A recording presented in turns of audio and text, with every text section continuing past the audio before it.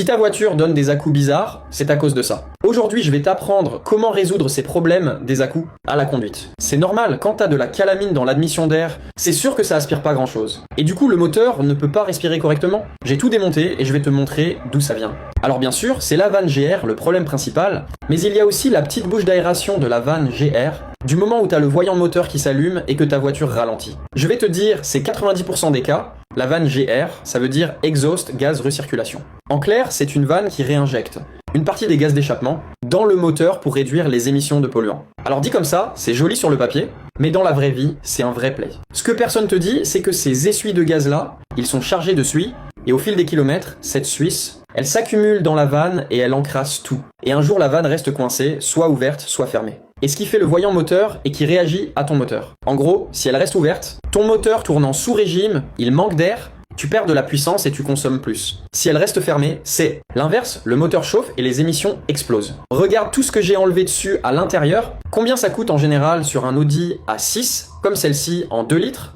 3 ou 3 litres TDI. Il y a environ 3 à 600 € chez un garagiste. En tout cas, moi, c'est ce que je prends. Juste en pièces, on est sur 900 € pour la main d'œuvre parce qu'elle est vraiment pas accessible, cette voiture. Si tu es un peu manuel, la pièce seule, tu peux l'avoir comme je te l'ai dit et le faire tout seul. Mais ça te prendra une journée, voire 2. Si tu n'as pas de pompe, alors pour savoir plus, abonne-toi à mon compte.